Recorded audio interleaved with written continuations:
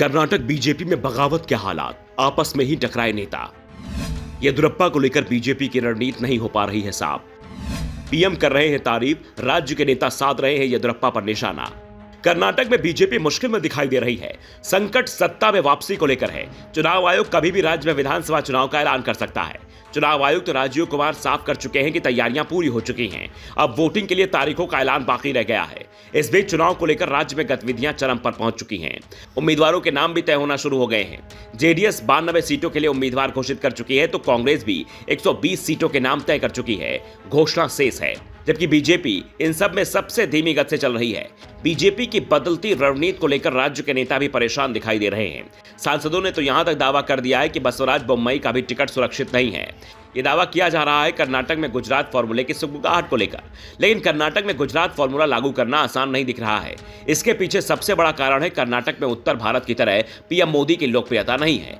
राज्य में बीजेपी के सबसे बड़े नेता बीएस येदियुरप्पा को किनारे लगाने की कोशिश की गई है। उनसे लगभग 2 साल पहले सीएम पद वापस ले लिया गया था। बसवराज बोम्मई को बनाया तो उनकी ही सिफारिश पर बनाया गया था, लेकिन जल्द ही बोम्मई और येदियुरप्पा के बीच रिश्ते खराब हो गए। दावा किया जा रहा है कि अगर बीजेपी की सत्ता लौट भी आती है तो बसवराज को सीएम नहीं बनाया जाएगा। इसके पीछे भी कारण येदियुरप्पा की नाराजगी को ही बताया जा रहा है। राज्य में बीजेपी का प्रदर्शन बहुत कुछ येदियुरप्पा पर निर्भर कर रहा है। अगर येदियुरप्पा का जादू नहीं चला तो बीजेपी विपक्ष में चली जाएगी, और चल गया तो सत्ता भी मिल सकती है। वैसे राज्य में येदियुरप्पा को लेकर बीजेपी के अंदर विरोध भी हो रहा है। ऐसे में पार्टी तय नहीं कर पा रही है कि येदियुरप्पा पर कितना भरोसा किया जाए। वैसे येदियुरप्पा तो पहले ही कह चुके हैं कि वो चुनाव नहीं लड़ेंगे, लेकिन पार्टी का प्रचार जरूर करेंगे। बीजेपी के लिए येदियुरप्पा क्यों जरूरी है, वो राज्य के सामाजिक समीकरणों से ही समझा जा सकता है। येदियुरप्पा लिंगायत समुदाय से आते हैं, जिनकी आबादी राज्य में 18% के आसपास मानी जाती है, और येदियुरप्पा इस समुदाय के सबसे बड़े नेता माने जाते हैं। इसका एहसास बीजेपी को भी है। 2013 के विधानसभा चुनाव में येदियुरप्पा ने बीजेपी से अलग रहते हुए चुनाव लड़ा था। उन्हें सफलता तो ज्यादा नहीं मिली, लेकिन येदियुरप्पा के चलते बीजेपी को जबरदस्त हार का सामना करना पड़ा था। येदियुरप्पा की पार्टी पहली ही बार चुनाव लड़ते हुए 10% से ज्यादा वोट ले गई थी, और सबसे बड़ी बात तो ये कि पूरा का पूरा नुकसान बीजेपी को हुआ था।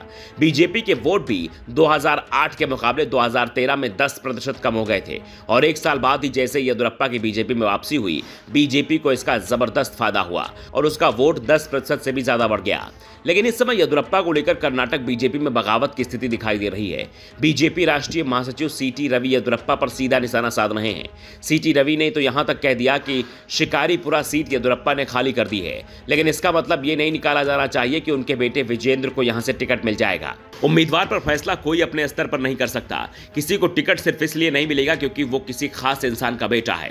येदियुरप्पा ने तो सीटी रवि के बयान पर कुछ नहीं कहा, लेकिन विजेंद्र ने उन्हें खरी खरी सुना दी।